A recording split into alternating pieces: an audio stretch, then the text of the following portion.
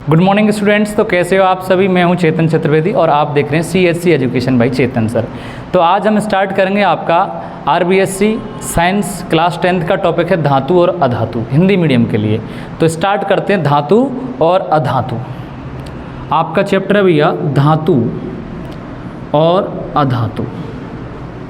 इसके बारे में हम चर्चा करेंगे आज के इस लेक्चर के अंदर, ठीक है। इससे पहले मैंने 2 लेक्चर अपलोड कर दिए हैं, रासायनिक अभिक्रिया रासायनिक समीकरण और अम्ल क्षार वाला, यानी आपका चैप्टर 1 और चैप्टर 2 दोनों को कंप्लीटली रिकॉर्ड करके यूट्यूब पर पोस्ट कर दिया है, ठीक है। तो आज हम डिस्कस करेंगे आपका धातु और अधातु।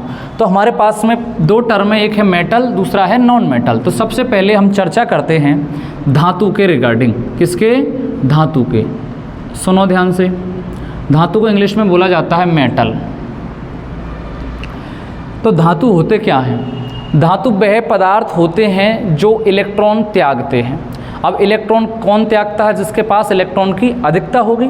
तो कुल मिला के ऐसे पदार्थ जो इलेक्ट्रॉन त्याग कर धनायन बनाते हैं। क्या बनाते हैं भाई? बोले धनायन बनाते हैं। ये हम बेसिक गुण पढ़ेंगे धातुओं के रिगार्डिंग अभी। इलेक्ट्रॉन त्याग कर धनायन बनाते हैं, क्या कहलाते हैं? धातु कहलाते हैं। अब एक शब्द आया है यहाँ पर इलेक्ट्रॉन, और इलेक्ट्रॉन क्या है? एक प्रकार का ऋणावेशित कण है। केमिस्ट्री के अंतर्गत इलेक्ट्रॉन की बहुत बड़ी वैल्यू है। इलेक्ट्रॉन से सारी चीज़ें चलती हैं। तो इलेक्ट्रॉन एक ऋणावेशित कण है जिस पर आवेश होता है 1.6 × 10⁻⁻19 कूलम। ये इस पर आवेश होता है। तो धातु का मतलब सीधा सीधा ये है कि ऐसे पदार्थ जो इलेक्ट्रॉन देकर धनायन बनाते हैं धातु कहलाते हैं, ठीक है। अब इलेक्ट्रॉन के बाद हम इसके भौतिक गुणों के बारे में हम चर्चा कर लेते हैं कि धातु और क्या क्या किस आधार पर हम धातु को पहचान सकते हैं। तो धातु पहली कंडीशन तो है साहब, इलेक्ट्रॉन त्याग कर धनायन बनाते हैं, ठीक है। लिख लिया भाई, समझ लिया। इलेक्ट्रॉन त्याग कर क्या बनाएगा? धनायन बनाएगा। दूसरा पॉइंट, धातु हमेशा और हमेशा विद्युत के सुचालक होते हैं। विद्युत के सुचालक अर्थात विद्युत धारा का चालन करते हैं, सुचालक होते हैं। कुछ अपवाद हैं वो हम आगे पढ़ेंगे। नेक्स्ट, धातुएं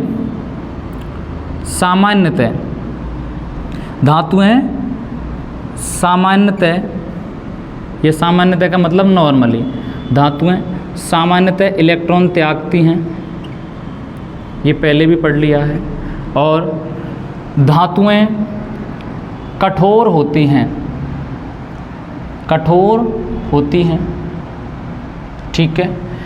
धातुएं कमरे के ताप पर, कमरे के जो NCERT में लिखा है वही पढ़ेंगे, कमरे के ताप पर द्रव अवस्था में पाई जाती हैं, ठोस अवस्था में पाई जाती हैं, ठोस अवस्था में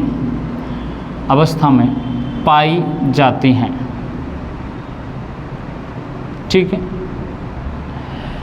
धातुओं को हम, जैसे कि अपने पास सोडियम है, पोटेशियम है, इन धातुओं को हम आसानी से काट सकते हैं चाकू वगैरह से। धातुएं अत्यधिक क्रियाशील होती हैं, अर्थात क्रियाशीलता, तो क्रियाशील होती हैं, ठीक है। धातुओं को हम पीट कर पतली चादरों में परिवर्तित कर सकते हैं। NCERT में एक शब्द दे रखा है आघात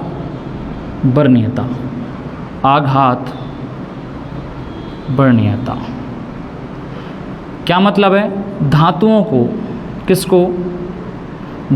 को पीट कर पतली चादरों में परिवर्तित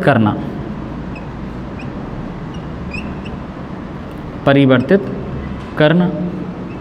क्लियर है? जैसे कि आपके पास लोहा है और लोहा को हमने हिट किया, पीटा, तो यह पतली चादरों में परिवर्तित हो जाता है। तो धातुओं का सामान्य गुण है कि धातुओं को पीट कर हम पतली चादरों में परिवर्तित कर सकते हैं। उसके अलावा धातुओं में आपस में टकराने से विशिष्ट प्रकार की ध्वनि उत्पन्न होती है। जैसे अपने पास 2 मेटल है, मान लीजिए एक A मेटल है दूसरा मेटल क्या है, बी है। क्या है भाई, बी है। अब ये दोनों धातु आपस में टकराएंगे और टकराने से एक विशेष प्रकार की ध्वनि का उत्सर्जन होगा और उस ध्वनि को कहा जाता है सोनेरस। क्या कहा जाता है भाई, सोनेरस, या इसको कहते हैं हम धात्विक ध्वनि। ये भौतिक गुणधर्म है, धात्विक ध्वनि। और क्या है इसके गुणधर्म, तो धातुएं सोनेरस उत्पन्न करती हैं, आघात वर्णीयता होती है, और धातुओं को खींचकर हम पतले तारों में भी परिवर्तित करते हैं और उसको कहते हैं हम तन्यता, तन्यता का गुण। और तन्यता सबसे पाई जाती है, सबसे ज़्यादा पाई जाती है सोने के अंदर, Au। तो ये मेरे ख्याल से धातुओं के वैसिक कॉन्सेप्ट हैं या फिजिकल प्रॉपर्टीज़ हैं मेटल की। तो कुल मिला के धातुओं के ये गुणधर्म हैं। अब इन्हीं गुणधर्म को हम विपरीत कर दें या उल्टा कर दें तो जो गुणधर्म हमें प्राप्त होंगे वो किसके होंगे साहब, बोले अधातुओं के होंगे। तो चलते हैं, डिस्कस करते हैं आगे अधातुओं के भौतिक गुणधर्म, या इन गुणधर्मों के आधार पर हम पहचान सकते हैं किसको, धातुओं को। दूसरा, तो दूसरा टर्म है भाई अपने पास अधातु। क्या है भाई, अधातु। और अधातु को बोलते हैं नॉन मेटल। ठीक है, ये टर्म है। अब जो आपने कॉन्सेप्ट मेटल के अंदर पढ़े हैं, धातुओं के अंदर जो गुणधर्म आपने पढ़े हैं, उन गुणधर्मों को आप विपरीत या अपोजिट फॉर्म में लेके आओगे तो आपके पास जो गुणधर्म आएंगे वो टोटल आपके अधातुओं के आएंगे। अधातुओं में विद्युत चालकता नहीं पाई जाती, लेकिन एक अपवाद है जिसका नाम है ग्रेफाइट, नहीं पाई जाती। जो अधातु होते हुए भी क्या करता है साहब, विद्युत का चालन करता है। अर्थात किसी भी अधातु को बाह्य स्रोत से हम जोड़ेंगे तो जो विद्युत का चालन करेगा वो धातु है और जो नहीं करेगा वो अधातु है। नेक्स्ट, अधातुओं में आघात वर्णीयता का गुणधर्म नहीं पाया जाता या नगण्य अवस्था में पाया जाता है। कुल मिला के आप अधातुओं को पीट पीट कर पतली चादरों में परिवर्तित नहीं कर सकते। एनसीईआरटी में जो दे रखा है वही पढ़ेंगे आरबीएससी के लिए। नेक्स्ट, अधातुओं में सोनेरस, और सोनेरस क्या है, धातुओं को टकराने के पश्चात ध्वनि है जो नहीं पाई जाती। ठीक है, किसके अंतर्गत नहीं पाई जाती, बोले अधातुओं के अंतर्गत यह ध्वनि नहीं पाई जाती। नेक्स्ट, धातुएं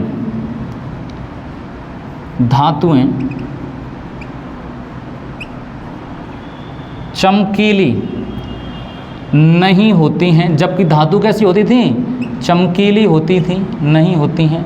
इसका अपवाद है आयोडीन, सुना होगा आपने, आयोडीन, आई।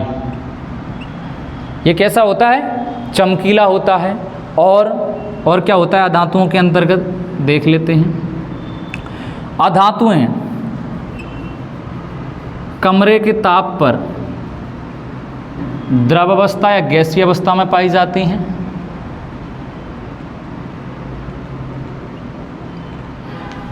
अधातुओं के अंतर्गत एक गुण आता है तन्यता, और तन्यता का मतलब होता है पीट कर पतले तारों में परिवर्तित करना।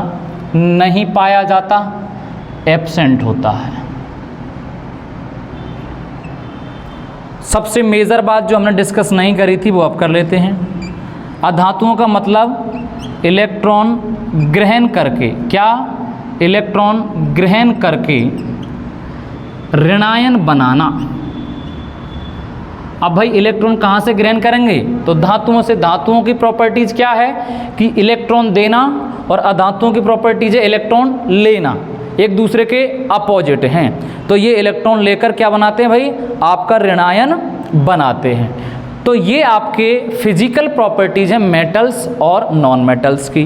अब हमने ये चर्चा यहाँ तक कर ली थी, तो हम उदाहरण भी देख लेते हैं कि धातु कौन से हैं। आपके प्रोडक्ट टेबल के अंदर काफ़ी सारे धातु हैं, काफ़ी सारे अधातु हैं, उसके बारे में चर्चा हम करते हैं। ठीक है भाई, आशा करता हूँ समझ में आ रहा होगा आपको। तो सबसे पहले हमने धातुएं, और धातुओं का एक गुणधर्म है कि इलेक्ट्रॉन देना। जैसे सोडियम Na+ के रूप में पाया जाता, पोटेशियम आयरन, जिंक, ये क्या है? धातु हैं। इसी के रिगार्डिंग उपधातु, क्या है भाई? उपधातु। और उपधातु में ऑक्सीजन, फ्लोरीन, कार्बन, नियोन, ये क्या हैं? सब अधातु हैं, अर्थात इलेक्ट्रॉन लेते हैं। तो ये गुण हमने पढ़े धातु और अधातु के बारे में। अब तीसरा शब्द आता है उपधातु। तो थोड़ा सा एक लाइनर डायग्राम की सहायता से समझते हैं हम इसको। तो हमारे पास एक शब्द है तत्व। तत्व का मतलब एलिमेंट्स, अर्थात एक ही प्रकार के परमाणुओं से बना तत्व। और तत्व को हमने 3 भागों में बांटा। एक तो धातु, ठीक है, धातु को बोला जाता है मेटल। एक बांटा हमने अधातु, क्या बांटा भाई? अधातु। नॉन मेटल, क्या है भाई? Non metal. और तीसरा आपका आता है उपधातु। उपधातु, सब मेटल। अब आपके पास में एक तीसरा शब्द आया है उपधातु। आपने धातु पढ़ लिया, अधातु पढ़ लिया, अब बचा कौन सा? उपधातु। तो बिल्कुल दिमाग लगाने की आवश्यकता नहीं है। धातु और अधातु दोनों के गुण संयुक्त रूप से जिनमें पाए जाते हैं क्या कहलाते हैं? आपके उपधातु कहलाते हैं। यानी कई बार तो किसकी तरह व्यवहार करेंगे? धातु की तरह। कई बार अधातु की तरह ये व्यवहार करेंगे, तो ये क्या कहलाते हैं साहब? उपधातु कहलाते हैं। जैसे कि बोरॉन, एंटीमनी, ये कई अपने पास तत्व हैं आवर्त सारणी के अंदर, ये क्या कहलाएंगे? आपके टोटल उपधातु कहलाएंगे। तो हमने तत्वों को 3 भागों में बांटा, धातु, अधातु और उपधातु। धातु का मतलब इलेक्ट्रॉन देकर या त्याग कर धनायन बनाना। क्या बनाना भैया? धनायन बनाना। नेक्स्ट आपका इलेक्ट्रॉन ग्रहण करके, क्या करके? इलेक्ट्रॉन ग्रहण करके ऋणायन बनाना, ऋणायन बनाना, ठीक है। और आपका लास्ट बचा है आपका उपधातु, जिनमें दोनों के गुण, किसके? धातु, दोनों के गुण संयुक्त रूप से पाए जाते हैं। दोनों के गुण संयुक्त रूप में पाए जाते हैं, पाए जाते हैं। क्या कहलाते हैं? उपधातु कहलाते हैं। तो हमारा चैप्टर का नाम था धातु और अधातु। सबसे पहले हमने चर्चा की धातु, धातु के भौतिक गुणधर्म, उसके बाद हमने चर्चा की अधातु, अधातु के भौतिक गुणधर्म, उसके बाद में उपधातु जो कॉमन रूप से धातु और अधातु की भांति व्यवहार करते हैं। The elements are behave like is metals and non metals, that is non and sub metals. वो क्या कहलाते हैं? उपधातु कहलाते हैं। हिंदी मीडियम का ये लेक्चर है। लाइक और सब्सक्राइब करना ना भूलना है आपको, ठीक है। तो हमने सबसे पहले ये चर्चा कर ली। अब हम आगे देखेंगे कि हम अधातुओं के धातुओं क्या देखेंगे? रासायनिक गुणधर्म, ठीक है। तो हम डिस्कस कर रहे थे धातुओं के रासायनिक गुणधर्म, और रासायनिक गुणधर्म के अंदर पहला कॉन्सेप्ट है वायु के साथ अभिक्रिया। तो आपका जो धातु है वो वायु के साथ अभिक्रिया करके धात्विक ऑक्साइड का निर्माण करता है। जैसे देख लेते हैं मैग्नीशियम। मैग्नीशियम की हमने रिएक्शन किसके साथ कराई? ऑक्सीजन के साथ कराई, तो मैग्नीशियम ऑक्साइड बना। क्या बना भाई? मैग्नीशियम ऑक्साइड बना। ज़्यादा बड़ा टॉपिक ये है नहीं है, लेकिन वीडियो लंबी हो जाएगी तो पार्ट ए में शायद यहीं तक अपन डिस्कस करेंगे। Magnesium oxide. दूसरा जैसे कॉपर प्लस ऑक्सीजन, तो क्या बना? Copper oxide. अब इसको आप बैलेंस भी कर सकते हो। इधर मैग्नीशियम कितने? 1, इधर भी कितने? 1, इधर ऑक्सीजन 1, इधर कितने हैं? 2। तो यहाँ पर 2 लगा दिया जाए, बोले 2 ऑक्सीजन, तो ये कितने हो गए? 2 मैग्नीशियम। ऑक्सीजन कितनी है? 2, और यहाँ पर भी 2। तो अभिक्रिया कैसी है? संतुलित है। नेक्स्ट कॉपर, उसी प्रकार सेम ये होगी। और बनने वाले जो धात्विक ऑक्साइड, जैसे मैग्नीशियम ऑक्साइड बना, अर्थात धातु वायु के साथ अभिक्रिया करके जो पदार्थ बनाते हैं वो धात्विक ऑक्साइड होता है। और धात्विक ऑक्साइड की प्रकृति कैसी होती है? आपकी क्षारीय होती है भैया, बेसिडिक नेचर होता है इसका। कैसा होता है? बेसिडिक नेचर। नेचर होता है। लेकिन एल्यूमिनियम Al2O3 एल्यूमिनियम ऑक्साइड या कुछ ऐसे तत्व हैं, कुछ ऐसे यौगिक हैं जिनकी प्रकृति अम्लीय होती है, उसका भी रीज़न आपका कुछ आप देखोगे इसके अंतर्गत रासायनिक गुण के अंतर्गत तब आएगा। नेक्स्ट आपका इसमें टॉपिक बचा है, अब इसमें बचा है धातुओं की ठंडे जल के साथ अभिक्रिया, धातु की गर्म जल के साथ अभिक्रिया, और बचा है आयनिक यौगिक सक्रियता श्रेणी, और तुम्हारा धातुओं के उपयोग थर्मोनेट अभिक्रिया।